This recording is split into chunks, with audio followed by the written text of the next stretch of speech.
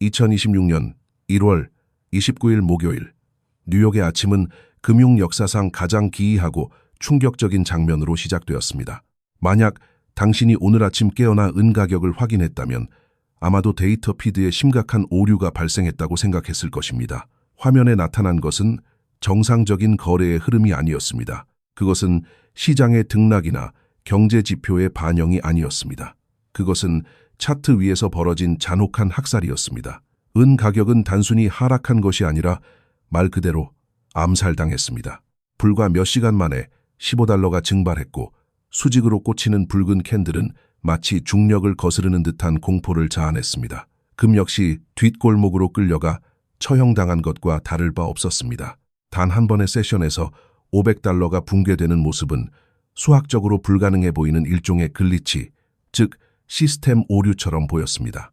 하지만 이것은 오류가 아닙니다. 이것은 비상사태입니다. 지금 차트 위에서 목격하고 있는 것은 경제학이 아닙니다. 이것은 철저하게 연출된 프로레슬링과 같습니다.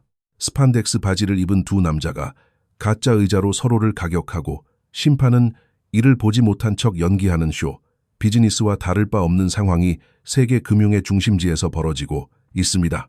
귀금속 시장에 대한 월가의 조직적인 공격이 시작된 것입니다. 주류 금융 언론과 평론가들은 종이가방 하나도 제대로 거래하지 못하는 무능력함을 드러내며 이 상황을 조정이라고 부르고 있습니다. 그들은 이것을 이익 실현이라고 포장합니다. 하지만 이것은 명백한 헛소리입니다. 이익 실현이란 몇몇 투자자가 새 차를 사기 위해 소량을 매도하는 행위를 말합니다. 이익 실현은 뉴욕 시간 오전 8시 30분에 시장을 20분 만에 15%나 폭락시키지 않습니다. 이것은 누군가의 지령에 의한 청부살인과 같습니다. 이것은 투자자의 심리를 파괴하고 공포를 심어주기 위해 설계된 정교한 알고리즘의 핵공격입니다. 이 사건의 본질을 이해하기 위해서는 현재 벌어지고 있는 일이 정상적인 시장 메커니즘이 아니라는 점을 분명히 인식해야 합니다. 이것은 조작되었고 왜곡되었으며 완전히 고장난 시스템의 단면을 보여줍니다. 결정적인 증거가 있습니다.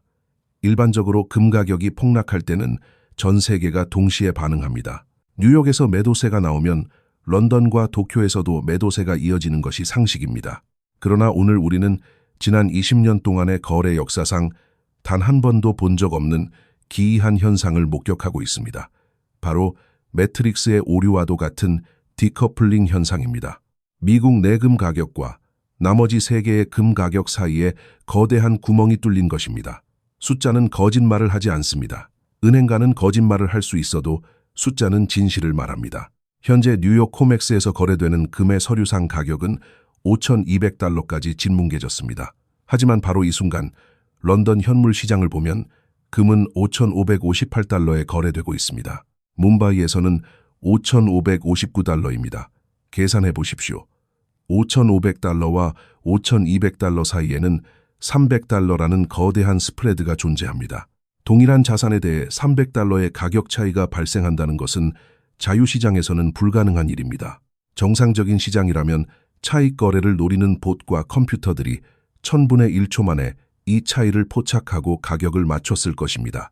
싼 뉴욕의 금을 사서 비싼 런던에 파는 차익 거래가 순식간에 일어나 가격 괴리를 메웠을 것입니다. 그러나 오늘 봇들은 꺼져 있습니다. 차익 거래는 닫히지 않고 있습니다. 격차는 입을 크게 벌린 채 우리를 비웃고 있습니다. 이것이 의미하는 바는 명확합니다. 이것은 글로벌 매도세가 아닙니다. 세계는 금을 팔고 있지 않습니다. 인도도 팔지 않고 중국도 팔지 않으며 유럽도 팔지 않습니다. 오직 뉴욕만이 팔고 있습니다. 이것은 코맥스 종이 가격에 대한 국지적이고 표적화된 공격입니다. 이것은 벌거벗은 공매도의 홍수입니다. 미국 달러를 통제하는 세력들은 공포에 질려 있습니다. 그들은 달러 인덱스가 붕괴하고 법정 화폐에 대한 전 세계의 신뢰가 증발하는 것을 목격했습니다. 그리고 그들은 체제를 구하기 위해 코맥스를 희생양으로 삼기로 결정했습니다. 뉴욕 세션 동안 수십억 달러 규모의 종이 계약을 시장에 쏟아부어 인위적으로 가격을 짓누르고 거대한 붉은 캔들을 그려내면 투자자들이 겁을 먹고 실제 금속을 팔아치울 것이라고 기대하고 있습니다. 그들은 가스라이팅을 시도하고 있습니다. 그들은 당신의 은 가치가 $15나 떨어졌다고 믿게 만들려고 합니다. 하지만 현실은 정반대입니다. 전 세계의 나머지 국가들은 오히려 프리미엄을 지불하고 은을 사들이고 있습니다. 이것은 금융판 포템킨 마을과 같습니다. 가짜 외관일 뿐입니다. 당신의 화면에 찍히는 가격 18달러는 거짓말입니다. 그것은 맨해튼 남부에 조작된 컴퓨터 서버 안에만 존재하는 허상입니다. 그 가격은 두바이의 시장에도 존재하지 않고 인도의 보석 거리에도 존재하지 않으며 중국의 공장에는 더더욱 존재하지 않습니다. 만약 오늘 이 뉴욕 가격을 보고 당신의 은을 판다면 당신은 책에 나오는 가장 오래된 속임수에 넘어가는 것입니다. 당신은 국지적인 조작에 속아 글로벌 자산을 헐값에 넘기는 실수를 범하고 있는 것입니다. 이 범죄의 규모를 이해하기 위해서는 전 세계적인 관점에서 점수판을 들여다봐야 합니다. 대부분의 투자자는 거품 속에 살고 있습니다. 아침에 일어나 휴대전화 앱을 확인하고 금이 500달러 떨어졌다는 것을 보면 그것을 진실로 받아들입니다. 화면상의 가격이 북극에서 남극까지 통용되는 보편적인 금값이라고 착각합니다. 하지만 오늘 그 가정은 틀린 것을 넘어 위험합니다. 오늘 우리는 글로벌 가격의 파편화를 목격하고 있습니다. 경제학자들은 이를 시장 디커플링이라고 부르지만 우리는 이것을 새 도시 이야기라고 부릅니다. 귀금속 세계에서 가장 중요한 세계의 금융 수도를 둘러보면 그 차이는 단순한 반올림 오차가 아니라 거대한 협곡이라는 것을 알게 됩니다. 먼저 범죄 현장인 뉴욕시를 다시 한번 자세히 들여다보십시오. 이곳은 코맥스의 본거지이자 종이 시장의 중심입니다. 거대 은행들이 금과 은을 대표한다고 주장하는 선물 계약을 거래하는 곳입니다. 앞서 논의한 프로레슬링 쇼가 끝난 후 오늘 세션 마감 시점에 뉴욕의 금 가격은 5,200달러에 머물러 있었습니다. 은 가격은 18달러 45센트로 박살이 났습니다. 당신이 미국 투자자라면 이것이 당신의 현실입니다. 당신의 중개인이 제시하는 가격이 이것이며 뉴스 앵커들이 침통한 표정으로 보도하는 가격이 바로 이것입니다. 하지만 대서양을 건너 런던으로 날아가 보면 이야기는 달라집니다. 런던은 실물 거래의 허브입니다. 런던의 가격 결정은 보통 뉴욕과 일치해야 하지만 지금 런던 시티의 거래 화면을 보면 금은 5,558달러에 거래되고 있습니다. 은은 117달러 38센트입니다. 잠시 멈춰서 생각해 보십시오. 117달러입니다. 뉴욕에서는 108달러 수준인 은이 바다 건너편에 있다는 이유만으로 9달러나 더 비쌉니다. 거의 10%에 가까운 차이입니다. 원자 번호가 같고 녹는 점이 같은 동일한 원소가 런던에서는 엄청난 프리미엄을 받고 있습니다. 이 미친 상황을 더 깊이 파고들기 위해 동쪽으로 더 가보겠습니다. 소매금 시장의 심장부인 인도 뭄바이로 가봅시다. 인도의 주부들은 역사상 가장 현명한 금 거래자들입니다. 그들은 가치를 정확히 알고 있습니다. 오늘 뭄바이의 가격은 얼마입니까?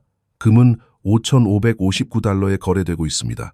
은은 118달러 44센트입니다. 이제 우리는 뉴욕과 뭄바이 사이에 은 10달러, 금 357달러의 스프레드를 확인했습니다. 작동하는 자유시장에서 이것이 얼마나 불가능한 일인지 이해해야 합니다. 우리는 초단타 매매의 시대에 살고 있습니다. 뉴저지에는 1센트의 가격 차이도 찾아내도록 프로그래밍된 슈퍼컴퓨터들이 있습니다. 만약 뉴욕의 금이 런던보다 1센트만 싸도 컴퓨터는 뉴욕을 매수하고 런던을 매도합니다. 가격이 같아질 때까지 1초에 수백만 번 이 작업을 반복합니다. 이것이 바로 차익거래이며 글로벌 금융 시스템을 지탱하는 접착제입니다. 하지만 오늘 그 접착제는 녹아버렸습니다. 스프레드가 300달러인데도 봇들은 아무것도 하지 않고 있습니다. 왜 은행들은 트럭을 동원해 뉴욕에서 5,200달러의 금을 사서 뭄바이로 날라 5,500달러에 팔지 않는 것입니까? 그들은 하루 만에 수십억 달러의 무위험 수익을 올릴 수 있습니다. 그들이 그렇게 하지 않는 이유는 단 하나입니다. 뉴욕의 금이 진짜가 아니기 때문입니다. 차익 거래가 닫히지 않는 이유는 코맥스에서 실물 금속을 꺼내 인도로 보낼 만큼 충분히 빠르고 확실하게 인도받을 수 없기 때문입니다. 시장은 5,200달러라는 가격이 종이 가격임을 알고 있습니다. 금이 아니라 현금으로 결제될 가능성이 높은 디지털 계약의 가격일 뿐이라는 사실을 시장은 간파하고 있습니다. 만약 오늘 인도에 보내기 위해 뉴욕에서 금 10톤의 인도를 요청한다면 거래소는 당신의 어깨를 두드리며 죄송하지만 그렇게 할 수 없다고 말할 것입니다. 그래서 차익 거래는 깨졌습니다. 연결고리는 끊어졌습니다. 미국 시장은 섬이 되었습니다. 진실의 바다 위에 떠있는 거짓의 섬이 되었습니다. 런던, 뭄바이, 상하이 등 나머지 세계는 진짜 실물 금속을 거래하고 있고 그 가격은 높습니다. 반면 미국은 금속의 파생 상품을 거래하고 있으며 통화의 체면을 세우기 위해 가격이 낮게 조작되고 있습니다. 이 디커플링은 올해의 가장 중요한 사건입니다. 이것은 미국 달러가 글로벌 가격을 설정하는 능력을 상실했음을 의미합니다.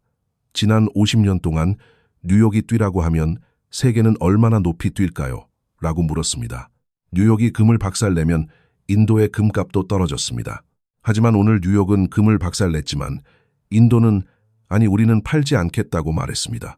오히려 그들은 사고 있습니다. 꼬리가 몸통을 흔드는 것이 아니라 꼬리가 스스로 잘려나간 것입니다. 화면의 급격한 하락을 볼 때 당신은 자신이 보고 있는 것의 실체를 깨달아야 합니다. 당신은 부의 가치가 떨어지는 것을 보고 있는 것이 아니라 미국 가격 결정 메커니즘의 신뢰성이 붕괴하는 것을 보고 있는 것입니다. 미국인들은 서로에게 18달러짜리 종이를 팔며 인플레이션을 잡았다고 자축하고 있지만 나머지 세계는 118달러의 실제 금속을 사들이며 그런 미국을 비웃고 있습니다. 그리고 그 비웃음 소리가 가장 크게 들리는 곳은 바로 극동 아시아입니다. 런던과 뭄바이가 프리미엄에 거래되고 있다면 가격이 그보다 훨씬 더 높은 곳이 한 군데 있습니다. 우리는 이제 은을 단순한 원자재가 아닌 국가 안보의 문제로 다루고 있는 중국에 대해 이야기해야 합니다. 뭄바이의 가격조차 저렴하게 보이게 만드는 상하이의 가격에 대해 논의해야 합니다. 그리고 현재 뉴욕에서 108달러의 종이를 사서 중국에서 실물을 132달러에 팔 수 있다는 사실에 주목해야 합니다. 이것은 단순한 스프레드가 아닙니다. 이 지점은 디커플링이 학문적 이론을 넘어 미국 국부에 대한 범죄로 변모하는 순간입니다. 우리는 런던을 보았고 뭄바이를 보았습니다. 하지만 만약 당신이 정말로 미래를 보고 싶다면 그리고 실제로 금속을 간절히 필요로 하는 시장에서 금속의 진정한 가치가 얼마인지 알고 싶다면 반드시 중국을 봐야 합니다. 뉴욕의 은행가들이 종이 가격을 18달러까지 끌어내리며 하이파이브를 하고 있을 때 중국 시장은 물리적 공급 부족으로 비명을 지르고 있습니다. 그들이 지불하고자 하는 가격이 그 증거입니다. 우리는 방금 롱통 골드로부터 확정된 데이터를 받았습니다. 모르는 분들을 위해 설명하자면 롱통은 뒷골목의 작은 전당포가 아닙니다. 그들은 중국 최대의 귀금속 재활용 및 환매 네트워크입니다. 그들은 일반 시민들의 거리 가격을 설정하는 국가 공인기관입니다. 만약 당신이 상하이의 은괴를 가지고 있고 현금을 원한다면 롱통으로 가면 됩니다. 오늘 그들의 환매 가격은 얼마입니까? 그들은 킬로그램당이만 9,590위안을 제시하고 있습니다. 계산기를 꺼내보십시오. 현재 환율로 환산하면 온스당 132달러 42센트입니다. 이 숫자를 깊이 새겨야 합니다. 132달러입니다.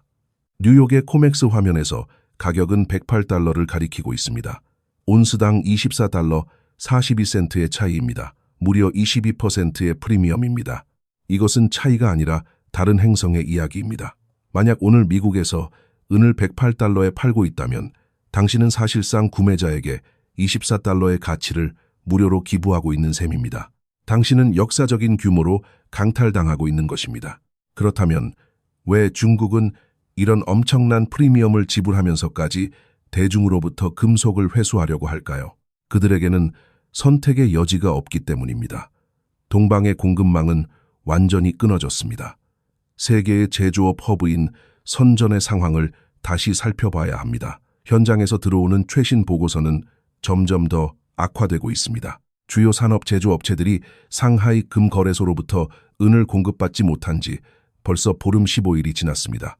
금고는 비어있고 배달 트럭은 멈춰 섰습니다. 전자제품과 태양 전지 패널, 그리고 배터리를 만드는 공장들은 오지 않는 금속을 기다리며 멈춰 있습니다. 선전의 공장 주인이 은이 없어 계약을 이행하지 못해 파산할 위기에 처했을 때 공포가 시작됩니다. 그는 코맥스 가격 따위는 신경 쓰지 않습니다. 그는 뉴욕을 보고 가격이 떨어졌으니 기다려야겠다고 말하지 않습니다. 아니요, 그는 현지 시장을 보고 이렇게 말합니다. 130달러를 내겠습니다. 아니, 140달러라도 내겠습니다. 제발 금속만 구해주십시오. 이것이 바로 132달러라는 환매 가격을 주도하는 원동력입니다. 이것은 순수하고 섞이지 않은 물리적 절망입니다. 중국은 자원 심장마비를 겪고 있으며 유일한 치료법은 전 세계의 가용은을 모조리 빨아들이는 것입니다. 이러한 상황은 궁극적인 차익 거래 기회를 창출합니다. 이 거래의 메커니즘을 생각해 보십시오. 만약 당신이 글로벌 불리언 은행이라면, 즉 JP모건이나 HSBC라면 두 시장 모두에서 거래할 수 있는 라이선스를 가지고 있습니다. 기술적으로 뉴욕에서 108달러의 종이 계약을 매수할 수 있습니다. 그들이 허락한다면 인도를 요청하고 그 금속을 상하이로 날려보내 132달러에 팔 수 있습니다. 표준 5,000온스 계약 하나당 24달러의 무위험 수익을 올리는 것입니다. 계약 하나당 12만 달러의 이익입니다. 이것은 공짜 돈입니다. 태평양 크기의 진공 청소기가 작동하는 것과 같습니다. 그렇다면 왜 뉴욕 가격은 중국에 맞춰 상승하지 않는 것일까요? 왜 격차는 줄어드는 대신 점점 더 벌어지고 있을까요? 뉴욕의 종이 주인들이 조류와 싸우고 있기 때문입니다. 그들은 미국 가격을 억누르기 위해 종이 계약을 쏟아부으며 가치가 떨어지고 있다고 당신을 설득하려 하고 있습니다. 하지만 그들이 하는 일은 차익 거래를 더욱 수익성 있게 만드는 것뿐입니다. 그들이 하는 일은 유출을 장려하는 것뿐입니다. 가격을 108달러로 박살냄으로써 그들은 효과적으로 중국 구매자들에게 미국 은에 대해 50% 할인 판매 표지판을 붙여주고 있는 셈입니다. 그들은 서양에서 동양으로의 부의 이전을 보조하고 있습니다. 오늘 뉴욕에서 억눌린 가격에 팔리는 모든 온스는 내일 상하이 금고로 들어가 다시는 돌아오지 않을 것입니다. 이 거래의 반대편에 누가 있는지 스스로 물어봐야 합니다. 가격이 108달러로 폭락했다면 누군가는 팔아야 했습니다. 하지만 더 중요한 것은 누군가는 사야 했다는 것입니다. 중국 구매자들이 가격 하락을 두려워한다고 생각하십니까? 천만에요. 그들은 웃고 있습니다. 그들은 화면을 보며 미국인들이 미쳤다고 말합니다. 그들은 전략 비축 물자를 우리에게 헐값에 넘기고 있다며 화물선을 준비시키고 있습니다. 이 폭락은 베이징이 요청할 수 있는 가장 큰 선물입니다. 서구 투자자들의 공포심을 이용해 텅 빈 금고를 헐값에 다시 채울 수 있게 해주기 때문입니다.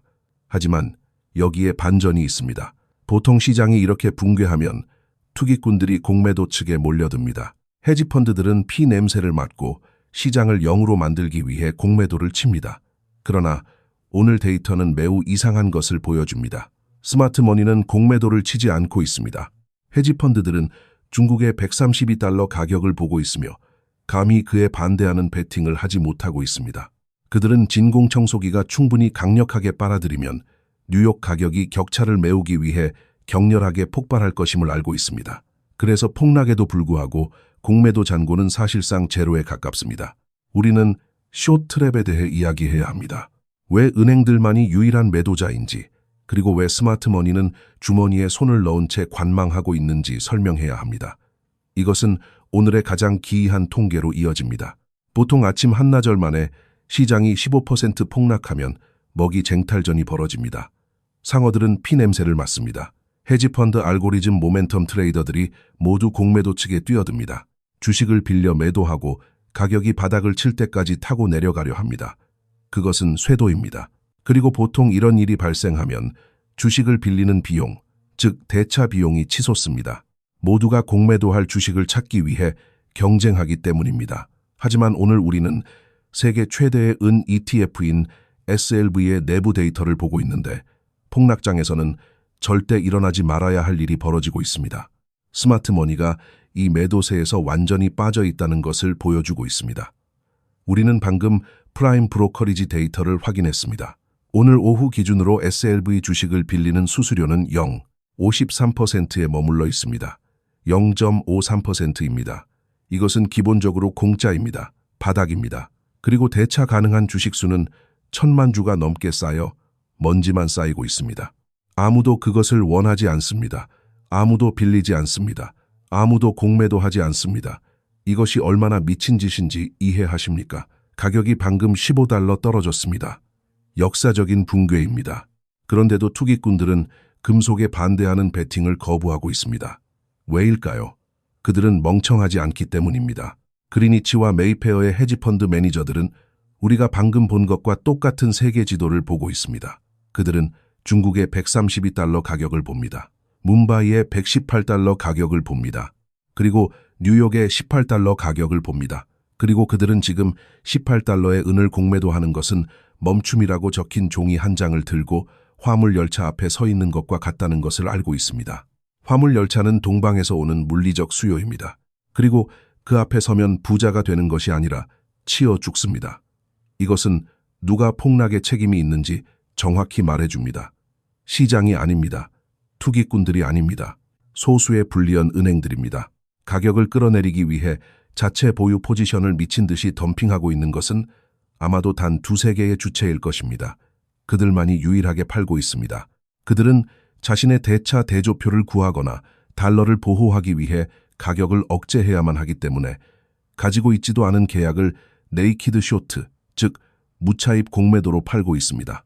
하지만 그들은 참호 속에 고립되어 있습니다. 그들을 도울 지원군은 오지 않습니다.